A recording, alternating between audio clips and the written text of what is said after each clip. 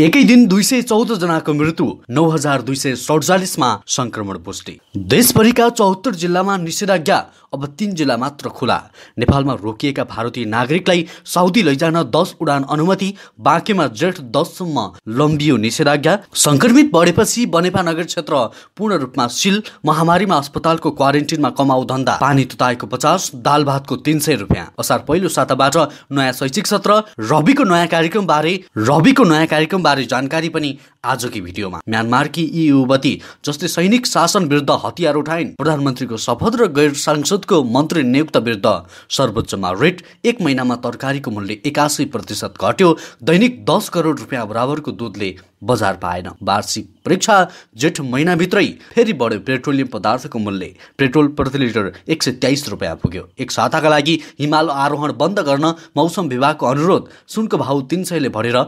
92,800 कायम। सरकारद्वारा धुलीखेल अस्पताललाई 6 करोड 80 लाख। रियलको जित, बार्सिलोना पराजित। पछिल्लो 24 घण्टामा निषेधाज्ञा उल्लङ्घन गर्न 360 जनालाई जरिवाना। काठमाडौँमा कोरोना संक्रमितको शव व्यवस्थापनमा नयाँ प्रविधि, रोबो बिहान बन्दै।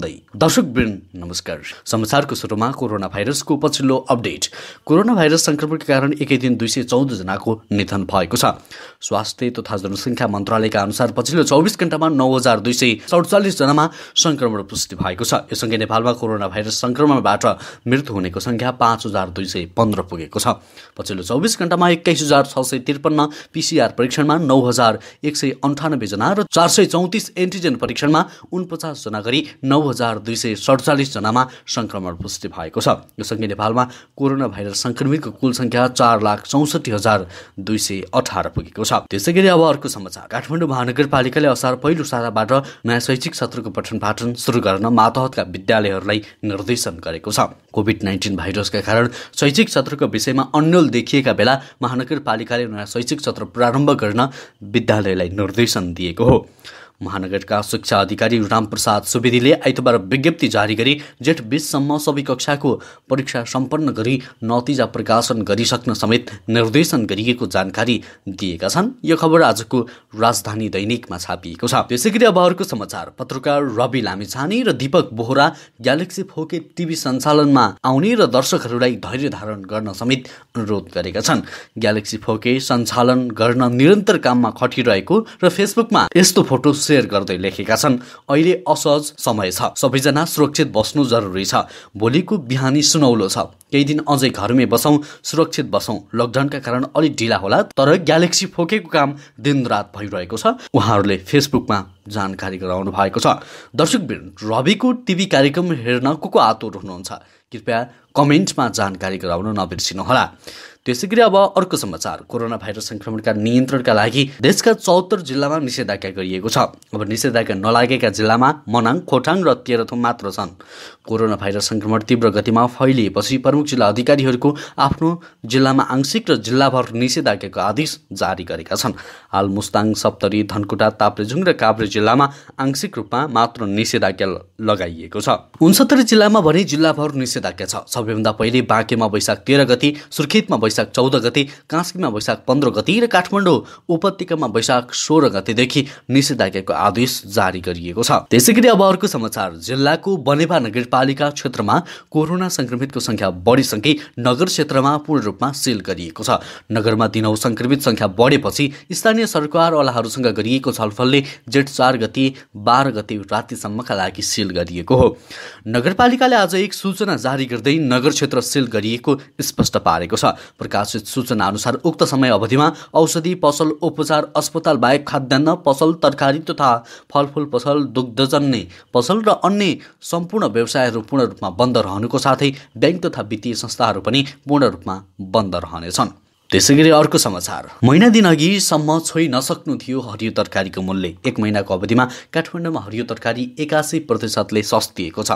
कालीमाटी फलफुल तथा तरकारी बजार विकासको समितिको तथ्याङ्क अनुसार गत 1 वैशाखमा तिते करेला थोक मूल्य प्रति केजी 80 रुपियाँ थियो, तर 30 वैशाखमा तिते करेलाको मूल्य प्रति केजी 15 रुपियाँ रहेको छ। प्रतिशतमा हिसाब गर्ने हो भने तिते करेला 81.25%ले सस्तिएको छ। कालीमाटी तरकारी तथा फलफुल बजार विकास समितिका सूचना अधिकारी विनय श्रेष्ठले कोरोना संक्रमणको दोस्रो लहर रोकथाम तथा नियन्त्रण गर्न सरकारले गत 16 गतेदेखि निषेधाज्ञा गरेपछि बजारमा हरियो तरकारीको माग घटेको छ।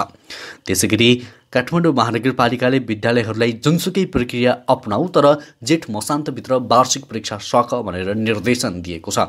तर सरकारहरूले बन्दाबन्दीको अवस्थामा यो कसरी सम्भव छ भनेर आश्चर्य प्रकट गरेका छन्।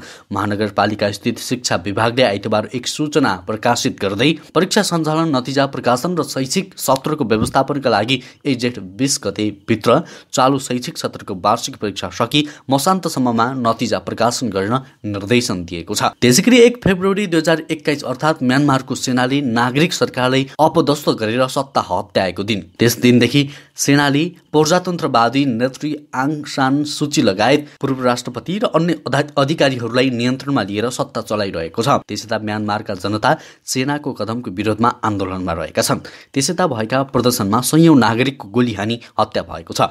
पछिल्ला दिनमा सैनिक शासन विरुद्ध त्यहाँका जनता संगठित हुँदै गएका छन्। त्यही क्रममा पनि सुन्दरी टेट पनि सैनिक शासन विरुद्ध उत्रिएकी छन्। पछिल्लो समय म्यानमारका विभिन्न आदिवासी विद्रोही समूहहरूले सैनिक शासन विरुद्ध थालेको सैन्य आक्रमणमा टेट जस्तै असङ्ख्य युवा पनि जोडिएका छन्। कतिपयले सैनिक शासन विरुद्ध लड्न त्यस्ता विद्रोही समूहसँग तालिम लिन पनि गएका छन्। त्यसैगरी अब अर्को समाचार। रुकुम पश्चिमको सल्लेमा रहेको जिल्ला अस्पतालभित्र सञ्चालित चमेना गृहमा कालोबजारी हुने गरेको बिरामीहरूले गुनासो गरेका छन्। कोरोना महामारीका बेला स्थानीय प्रशासनले गरेको निषेधाज्ञाको मौका छोपी क्वारेन्टिनमा गुणस्तरहीन र महँगो दरमा खाना र पानी दिने गरेको बिरामीहरूले बताएका छन्। कोरोना संक्रमित एक बिरामीका आफन्तले बाहिरका होटेल पसल बन्द भएको मौकामा अस्पतालभित्रको क्वारेन्टिनले कमाउ धन्दा चलाएको आरोप लगाउनुभयो। 1 प्लेट चना र 1 अन्डाको 90 रुपियाँ तिर्नु परेको बताउँदै उहाँले त्यही नास्ता बजारमा 30 रुपियाँ बढी नपर्ने बताउनु भएको छ। त्यसैगरी नेपालमा अड्किएका भारतीय नागरिकलाई साउदी अरेबिया लैजान नेपाल सरकारले 10 वटा उडान अनुमति दिएको छ। नेपाल नागरिक उड्डयन प्राधिकरणका अनुसार भारतीय दूतावासको समन्वय र साउदी सरकारको समेत अनुमतिपछि ती उडान स्वीकृत गरिएको हो। काठमाडौँबाट नेपाल एयरलाइन्सलाई 7 र हिमालय एयरलाइन्सलाई 3 उडान गर्ने गरी अनुमति दिएको छ। 18 मेबाट नेपाली 2 अन्तर्राष्ट्रिय वायु सेवा कम्पनी नेपाल एयरलाइन्स र हिमाल एयरले भारतीय नागरिकलाई साउदी लैजान सुरु गर्नेछन्। प्राधिकरणका महानिर्देशक राजन पोखरेलका अनुसार नेपाल वायु सेवा निगम र हिमालय एयरलाइन्सलाई चार्टर उडानको अनुमति दिएको छ। भारतीय नागरिकहरूले सम्बन्धित वायु सेवा कम्पनीमा सम्पर्क गरी टिकट काट्न सक्ने भएका छन्। काठमाडौँ निषेधाज्ञा अगाडि आएर यतै अड्किएका भारतीयका लागि सुविधा दिएको हो। त्यसैगरी बाँकेमा जारी निषेधाज्ञा जेठ 10 गतेसम्म लम्बिएको छ। बाँकेका प्रमुख जिल्ला अधिकारी शिवराम गेलालले सोमबार एक विज्ञप्ति जारी गर्दै सोमबार राति 12 बजेसम्मका लागि जारी निषेधाज्ञालाई जेठ 10 गते राति 12 बजेसम्म लम्ब्याउने निर्णय भएको जानकारी दिएका हुन्। कोभिड-19 संक्रमण दरमा कमी नआई परिस्थिति असहज बन्दै गइरहेकाले कोरोना रोकथाम, नियन्त्रण तथा उपचारको व्यवस्थालाई अझ प्रभावकारी बनाउन जारी निषेधाज्ञा लम्ब्याइएको विज्ञप्तिमा उल्लेख गरिएको छ। त्यसैगरी प्रधानमन्त्री केपी शर्मा ओलीले वैशाख 31 गते लिएको शपथ संविधान र कानुन विपरीत भएको भनी बदर गर्न माग गर्दै सर्वोच्च अदालतमा परेका छन्। वरिष्ठ अधिवक्ता चन्द्रकान्त ग्याउली समेत अधिवक्ता राजकुमार सुवाल, अधिवक्ता सन्तोष भण्डारी समेत र अधिवक्ता नवराज अधिकारी समेतले सर्वोच्च अदालतमा सोमबार छुट्टा छुट्टै रिट दर्ता गराएका थिए। उनीहरूले प्रधानमन्त्री ओलीले वाचन गरेको शपथ राष्ट्रपतिले वाचन गरेको शपथभन्दा फरक परेको भन्दै शपथ बदर गराउन माग गर्दै रिट दायर गरेका हुन्। रिटमा उक्त शपथ बदर गराएर फेरि शपथ गराउन र फेरि शपथ नगरी कामकाज गर्न नदिन आदेशमा उल्लेख गरिएको छ। त्यसैगरी जल तथा मौसम विज्ञान विभागले एक साताको लागि हिमाल आरोहण बन्द गर्न सिफारिस गरेको छ। विभागले हाल पूर्वी मध्य अरब सागरमा रहेको अति शक्तिशाली चक्रवात ताउतेमा विकसित हुने क्रममा चक्रवातलाई कारण देखाउँदै विभागले उक्त हिमाली भूभागमा पर्वतारोहण नगर्न र नगराउन अनुरोध गरेको छ। विभागका अनुसार सो चक्रवात हाल उत्तर पश्चिमतिर बढ्ने क्रममा रहेको छ। नेपालमा उक्त चक्रवातको प्रत्यक्ष प्रभाव नपरे पनि केही असर नेपालका भूभागमा समेत पर्ने सम्भावना देखिएको छ। त्यसैगरी अब सुन सम्बन्धी जानकारी। सुनको भाव आज तुलामा 300 रुपियाँले बढेको छ। हिजो 92,500 रुपियाँमा कारोबार भइरहेको सुन आज तोलामा 300ले बढेर 92,800 रुपियाँ पुगेको नेपाल सुन चाँदी व्यवसायी महासङ्घले जनाएको छ। त्यसै चाँदी पनि तोलामा 5 रुपियाँले बढेर 1355 रुपियाँ पुगेको छ। कोरोना महामारीको जोखिम बढ्दै गएपछि अहिले सुनको कारोबार ठप्प छ, तर महासङ्घले अन्तर्राष्ट्रिय मूल्य अनुसार सुनको बजार भाउ भने तोक्दै आएको छ। त्यसैगरी नेपाल आयल निगमले पुनः पेट्रोलियम पदार्थको मूल्य वृद्धि गरेको छ। निगमले आइतबार राति 12 बजेदेखि लागू हुने गरी पेट्रोल, डिजेल, मट्टीतेल र हवाई इन्धनमा प्रति लिटर 2 रुपियाँ मूल्य वृद्धि गरेको हो। यो सँगै काठमाडौँ उपत्यकामा पेट्रोलको मूल्य 123 पुगेको छ। त्यस्तै डिजेल तथा मट्टीतेलको मूल्य प्रति लिटर 106 पुगेको छ। आन्तरिक हवाई इन्धनको मूल्य प्रति लिटर 78 पुगेको छ। एलपी ग्यास र अन्तर्राष्ट्रिय हवाई उडानको इन्धनको मूल्य पनि निगमले यथावत राखेको छ। त्यसैगरी सोमबार विभिन्न जिल्लामा निषेधाज्ञा उल्लङ्घन गरी हिँड्ने 7,317 जना होल्डमा राखी सम्झाइ बुझाइ गरी छाडिएको छ। सो क्रममा 971 वटा गाडी, 2,223 वटा मोटरसाइकल गरी 3,194 वटा सवारी साधनलाई प्रहरीले नियन्त्रणमा लिएको थियो। कोभिड-19 संक्रमणको तथा जोखिम न्यूनीकरणका लागि नेपाल प्रहरीद्वारा सञ्चालित तपाईँको मास्क खोइ अभियान कार्यक्रम अन्तर्गत पछिल्लो 24 घण्टामा 1,465 जनालाई निःशुल्क मास्क वितरण गरिएको छ। त्यसैगरी सरकारले काभ्रेपलाञ्चोक धुलीखेल सामुदायिक अस्पताललाई कोभिड महामारी व्यवस्थापनका लागि रु 6 करोड 80 लाख प्रदान गर्ने भएको छ। अर्थ मन्त्रालयद्वारा स्वास्थ्य क्षेत्र द्रुत कार्ययोजनामा स्रोतको सहमति अन्तर्गत उक्त अस्पताललाई महामारी व्यवस्थापनार्थ सहयोग दिने घोषणा गरिएको हो। धुलीखेलसँगै मुलुकका अन्य 25 अस्पताल र 9 प्रादेशिक अस्पतालमा भेन्टिलेटर, अक्सिजन प्लान्ट र अक्सिजन ट्याङ्क निर्माणका लागि करिब रु 3 अर्ब बजेट विनियोजन गरिएको छ। त्यसैगरी कोरोना संक्रमणबाट मृत्यु भएकाहरूको सब व्यवस्थापन गर्ने नयाँ प्रविधि रोबो भ्यानको निर्माण भइरहेको छ। Nepal academy of science and टेक्नोलोजीको आर्थिक सहयोगमा धुलीखेल स्थित काठमाडौँ विश्वविद्यालय स्कुल अफ इन्जिनियरिङका विद्यार्थीले उक्त भ्यान निर्माण गर्न लागिरहेका छन्। त्यसैगरी स्पेनिस ला लिगामा रियल म्याड्रिडले एथलेटिक्स बिल्बाओलाई पराजित गरेको छ। आइतबार राति भएको खेलमा रियलको जितमा नाचाले खेलको 68 मिनेटमा गोल गरेका थिए। जितसँगै रियलको ला लिगाको उपाधि जित्ने झिनो आशा बाँकी छ। अन्तिम खेलमा रियलले भिल्सारियनसँग खेल्नेछ।